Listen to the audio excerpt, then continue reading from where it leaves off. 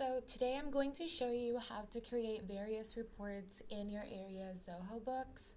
I know that we've switched to Zoho completely, so I hope this helps clear out some of your questions when it comes to your ADMP calculator. This is how I get some of the numbers that I put on there. And I know I've emailed the instructions to y'all a while back, but I thought it'd be easier to do a screencast, so here we go. So first you go to reports. Okay, so today we're going to use North Carolina's Zoho books. Thank you, Ron, for that. So today, let's start with ECR to your sales and services. So you go to reports, profit and loss, and then customize report. And let's say you want to see April. So you do year to date. Area would be your area. So in this case, we'll do GSO and RDU. And then you select your period, which would be April. And then you run report.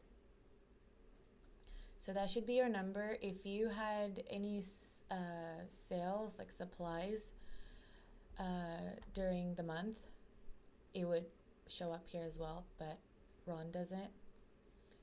And so that is a combination of recurring and non-recurring. So if you just want to see the recurring, you would go back to customize report, and then under EC revenue type, you would select R as in recurring, and then you would do run report again, and then so that's your recurring. And then if you want to do non-recurring, you do the same thing, and then that is your non-recurring number. So that's pretty easy. That's ECR report. So now let's do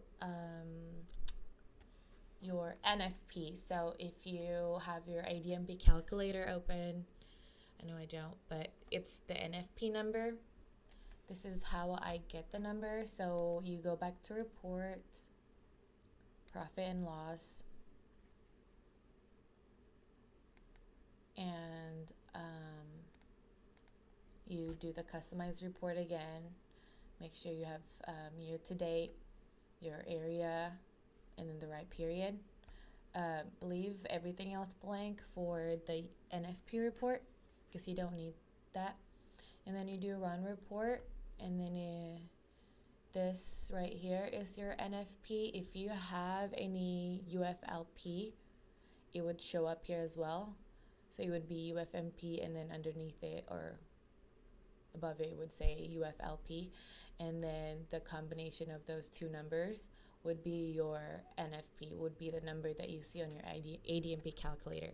So in this case, it's just UFMP, so this number right here is what's on Ron's ADMP calculator under NFP.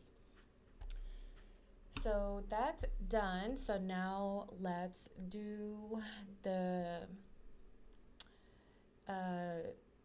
accounts receivable, CFP and non-CFP. So you go back to reports, and then balance sheet and accounts receivables.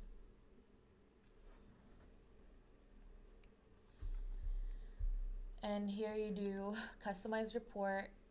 Make sure you have the right from and to dates. Make sure it's starting the beginning of the year to today. And then select your area. And even if you want to see the accounts receivable CFP, you would just select CFP here. And then you select your period. And then run report. If you go all the way down, good job, Ron. But well, there's 0 here. That means he's collected everything.